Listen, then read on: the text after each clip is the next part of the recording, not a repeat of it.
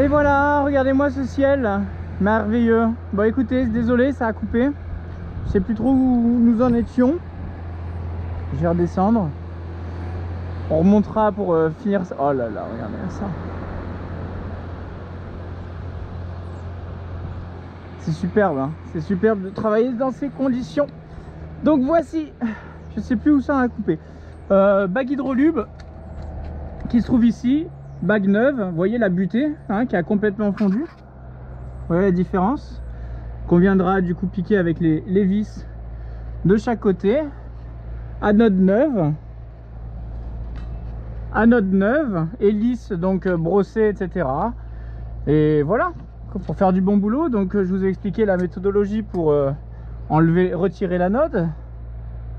Je vous ai expliqué la méthodologie de cette petite plaquette là qui retient cette pièce là, qui l'empêche de se dévisser. Donc ça c'est un peu un des trucs les plus laborieux. Il va falloir réussir à relever ces deux petites languettes là. Une fois que c'est complètement relevé, vous enlevez cette pièce là avec une pince, une clé anglaise là. Après vous relevez ça avec un petit tournevis en tapotant. Après vous retirez l'hélice avec si elle est complètement grippée et que vous n'y arrivez pas, avec un outil adapté, unique, très spécifique. Après WD-40, vous dévissez les deux vis, vous retirez ça, on change la bague et on remonte tout. On nettoie tout, on va tout nettoyer et tout remonter. Donc c'est super, voilà, du bon boulot. J'ai fait tout ça, c'est pour changer cette pièce, hein, évidemment que vous voyez avait besoin d'être changée d'urgence. Donc là on va pouvoir la changer sans souci. Voilà. Hop. Et bien écoutez, sur ce s'achève une belle journée. J'ai vu que demain il faisait encore magnifique. Donc demain je pense qu'on va s'attaquer à déjaunir la coque. Alors il n'y a pas beaucoup d'endroits, mais on peut voir qu'il y a un peu ce coin là. Toute cette bordure là à chaque fois c'est forcément un peu plus jaune qu'ailleurs. Évidemment il y a toujours ce petit liseré là. Et j'ai quelques taches sur le pont aussi que j'aimerais nettoyer.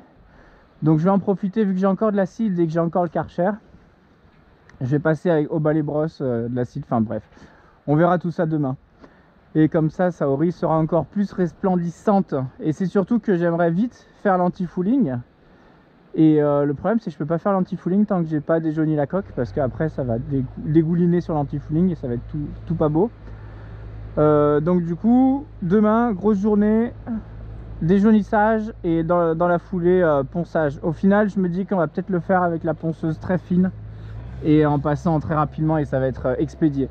Je me dis que ça va être expédié, après c'est pour me donner peut-être bon espoir et un petit peu de courage. Voilà, bah écoutez, sur ce je vous embrasse, les travaux avancent bien. Moi c'était un peu le truc que je redoutais un petit peu, c'était justement de devoir retirer l'hélice et tout. Sans l'outil de mon voisin, j'aurais jamais pu le faire. Donc au final, j'avais bien anticipé que ça allait être laborieux. Et ça s'est très bien déroulé, donc c'est une très bonne chose, voilà. Des bisous, on se finit sur l'océan qui vient de changer de couleur encore, hein, qui vient de passer sur un vert grisâtre.